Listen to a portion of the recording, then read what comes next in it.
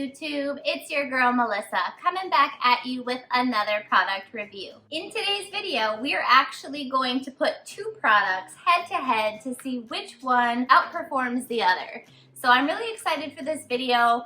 This was actually a product that I received in the BoxyCharm Luxe month, the first month that I had Luxe, and I have not tried it yet, so I have no idea how it works, but what I will tell you is that it retails for $150, and that is the Soleil mini heat brush, and this is the color apricot. And so this little guy, 150 bucks. I hope that it really packs a punch, but we will find out. And then this is just a Chi basic straightening iron. It was around $60 at Target a couple years ago.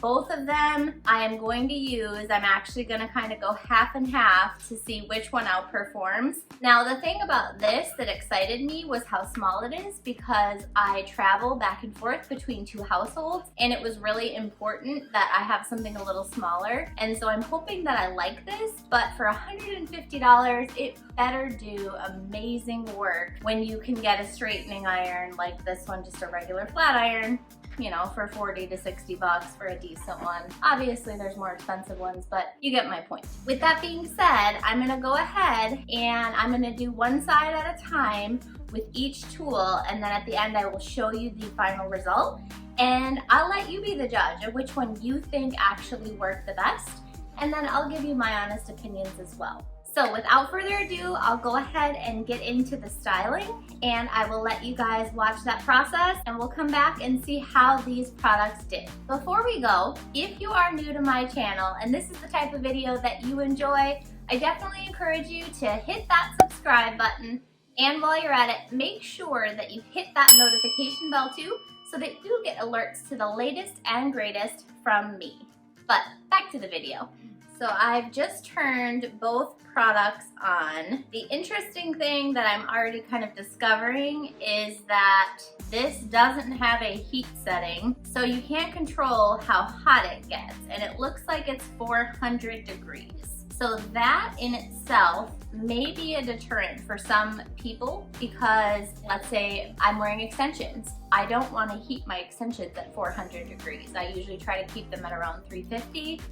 375 tops, but I usually don't do that just because I don't want to damage them. It's an investment. So that might be a deterrent for a lot of people. The other thing is, if you have really thin hair or brittle, dry hair, color treated, damaged hair, you might not want to use something like this if it heats up to 400, but I guess we'll find out. It is ceramic tourmaline, the bristles, and it has infrared technology that locks in moisture for frizz-free hair. It says that there is a bristle guard that's heat resistant, so let's hope that this works well. I have no idea how long it actually takes to heat up. On the other side, I do have the ability to change heat settings on my Chi. It can go from 310 degrees all the way up to 410 degrees. What I really do like is that I can control this. So if I am styling my extensions or something, this is gonna be probably my go-to because I can control the amount of heat and how it's distributed. I'm hoping this is heated up. It does feel pretty warm.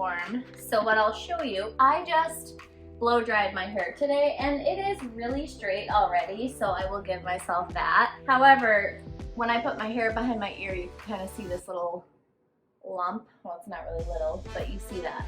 So I'm gonna see how well this product does to actually get rid of that hump and how many passes that it takes, because as you guys know, the amount of heat passes that you have to do determines how much damage you're actually doing to your hair. So without further ado, let's see how this works.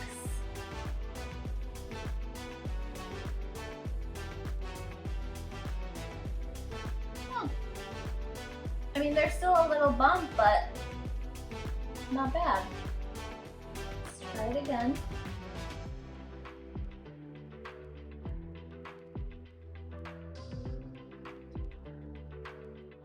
Okay, that works really shockingly well, and my hair doesn't like feel hot to the touch, which is really weird, but let's go ahead and Keep going on this side.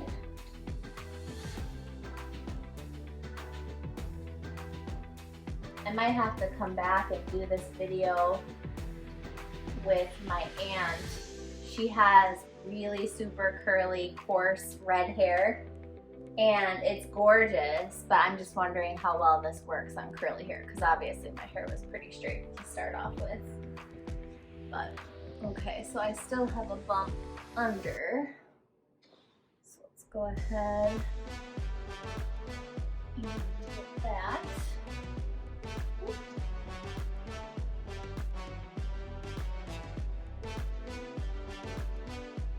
I will say I do really enjoy that it's just like a brushing motion, but I don't feel like I have as much control.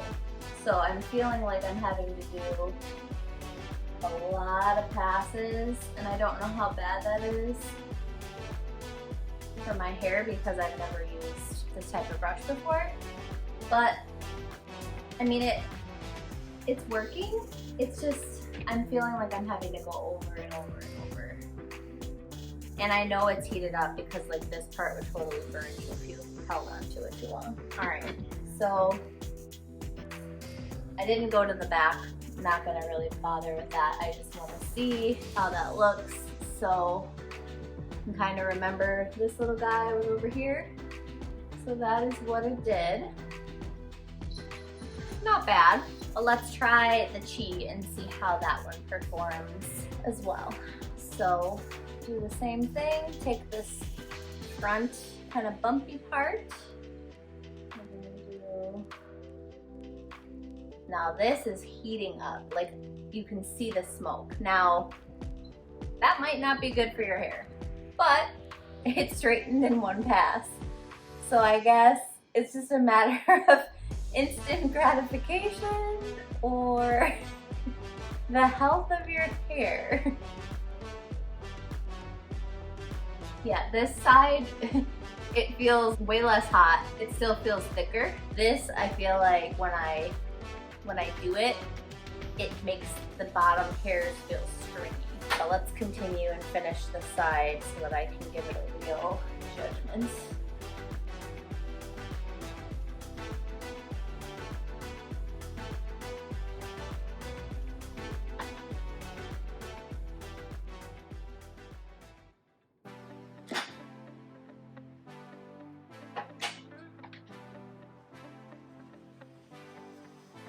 I mean, you can literally see the smoke and the heat is just really intense.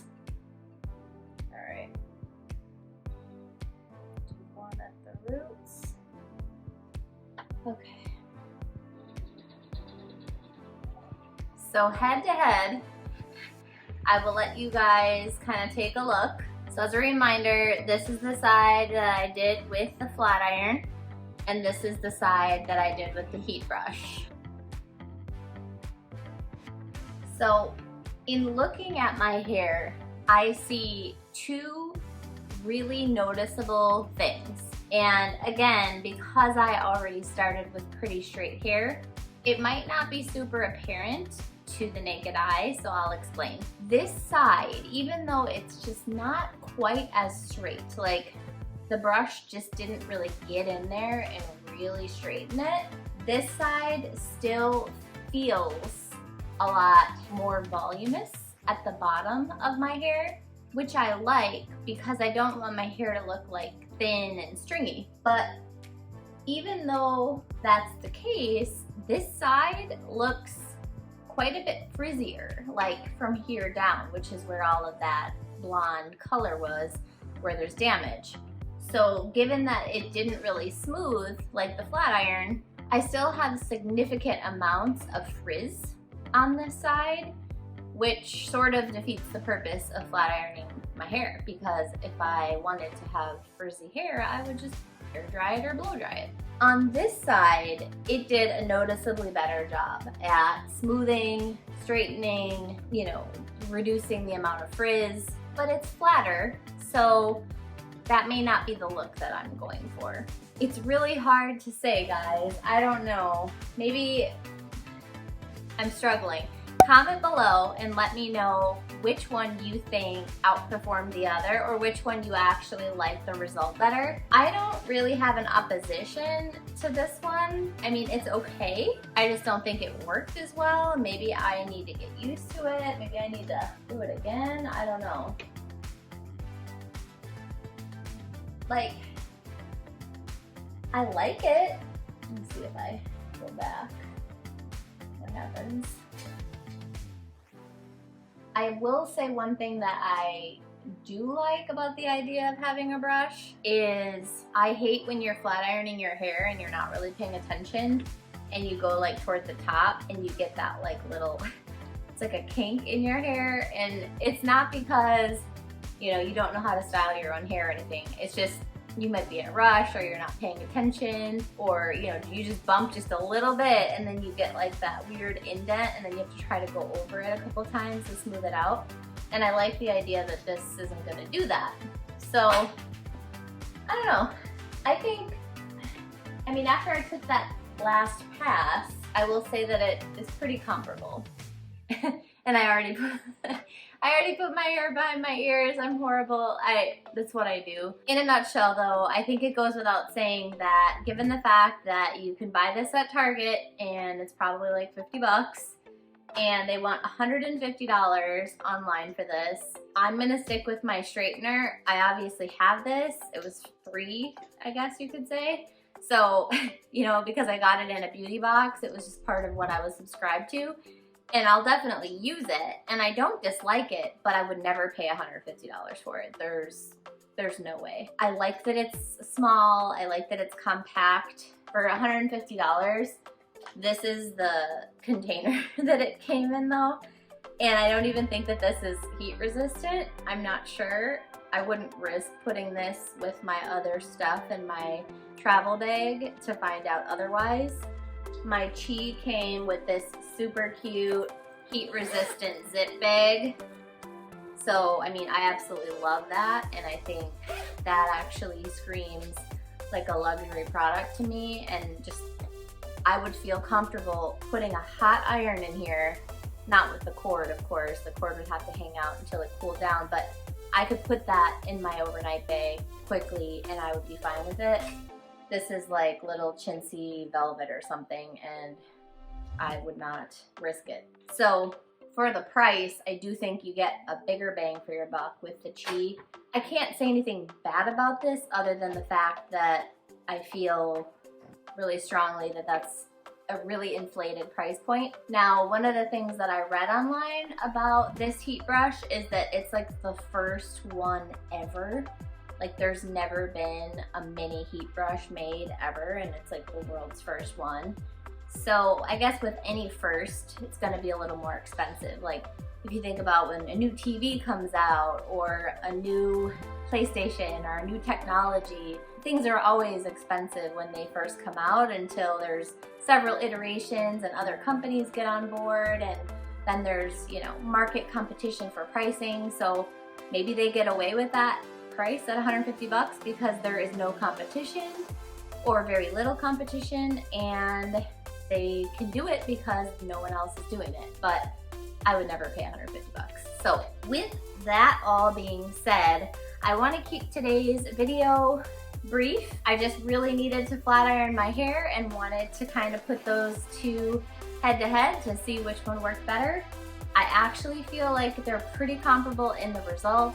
Overall, the flat iron is faster, but I did notice quite a bit of smoking with my hair, and so it could be more damaging. The brush worked well. I think I have to do more passes with the brush, which could again be more damaging. I'm not really sure, and only time will tell, but I definitely like the results of both. But I would not, as a consumer, go out and seek this brush out.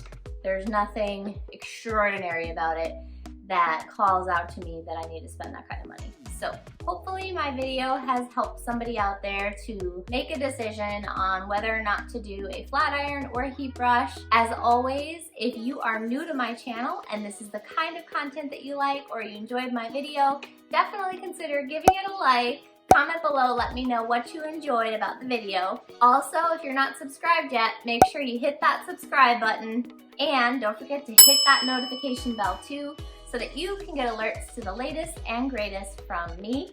I promise that I have some really cool stuff planned in the next couple of weeks, so you won't want to miss it. It has been so amazing hanging out with you guys. Don't quit your daydream, and until next time.